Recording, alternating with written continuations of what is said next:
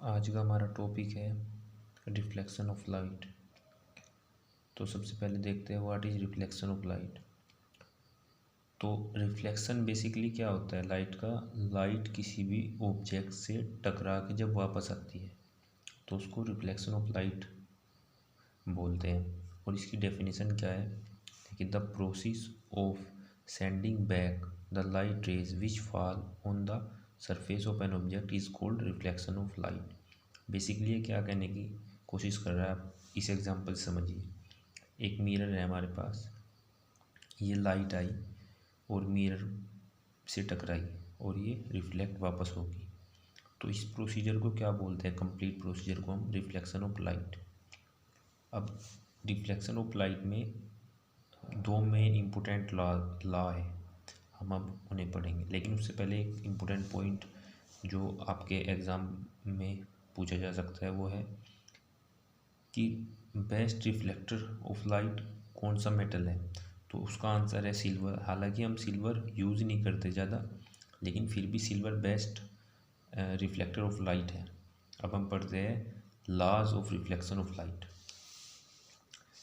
देखिए laws of reflection of light पढ़ने से पहले आपको ये डायग्राम समझ में आना चाहिए। इसमें क्या है, सबसे पहले तो ये जो आपको दिख रहा है ये मिरर है। मिरर को फिजिक्स में हम ऐसे रिप्रेजेंट करते हैं, एक लाइन खींच देते हैं ऐसे और फिर उस पर पीछे ऐसे लाइन बना देते हैं, तो इसको मिरर बोलते हैं। उसके बाद ये जो ओ नज़र आ रहा है आपको, ये है पॉइंट ऑफ इंसिडेंस। ये लाइन है स्ट्रेट लाइन, ये नॉर्मल। इसे नॉर्मल क्यों बोलते हैं, क्योंकि ये 90 डिग्री का एंगल बना रही है।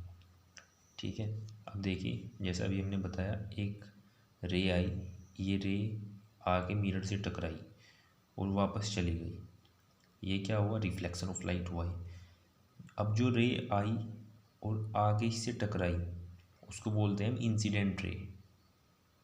और जो रे जैसे इंसिडेंट रे टकराई और वापस गई, तो जो वापस रे जा रही है उसको बोलते हैं हम रिफ्लेक्टेड रे।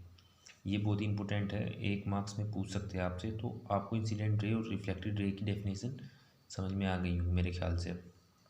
सो बाकी ये नॉर्मल आपको पता ही चल गया है। ये इंसिडेंट एंगल ऑफ इंसिडेंस है आई, जो ये एंगल बना रहा है नॉर्मल के साथ इंसिडेंट रे, इसको एंगल ऑफ इंसिडेंस बोलते हैं। और जो रिफ्लेक्टेड रे नॉर्मल के साथ बना रही है यहाँ पे, इसको बोलते हैं एंगल ऑफ रिफ्लेक्शन। इसको आर से रिप्रेजेंट करते हैं। ये कोई ज़्यादा हार्ड नहीं है, बस आपको ये एक दो बार बना के प्रैक्टिस करना है, आपकी समझ में आ जाएगा। उसके बाद हम जो दो मेन इंपॉर्टेंट लॉज हैं रिफ्लेक्शन ऑफ लाइट की वो पढ़ते हैं। चलिए देखिए, फर्स्ट लॉ ऑफ रिफ्लेक्शन क्या कहता है, the incident ray, the reflected ray and the normal all lie in the same plane. आपने डायग्राम को एक बार फिर देखिए, जो इंसिडेंट रे है, जो रिफ्लेक्टेड रे है और जो नॉर्मल है, वो एक ही प्लेन में लाई कर रहे हैं मतलब एक ही प्लेन में है वे।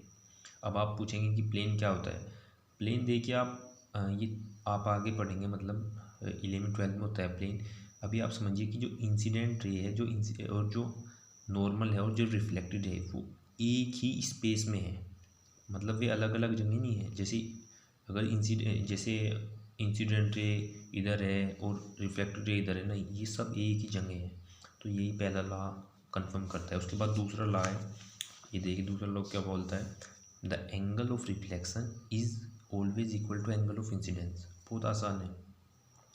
जो एंगल ऑफ इंसिडेंस है, अब एंगल ऑफ इंसिडेंस मैंने आपको भी बताया, जो लाइट आके टकरा रही ना वो एंगल ऑफ इंसिडेंस बना रही, और जो एंगल ऑफ रिफ्लेक्शन है रिफ्लेक्टेड रे का जो नॉर्मल के साथ बना है, ये दोनों हमेशा इक्वल होते हैं। बस यही मोस्ट इम्पोर्टेंट चीज़ें है इन दोनों में से। ये दोनों लॉ बहुत बार CBSE बोर्ड, ICSE बोर्ड और इवन कम्पिटिटिव एग्ज़ाम में पूछी जा सकती है। Thank you.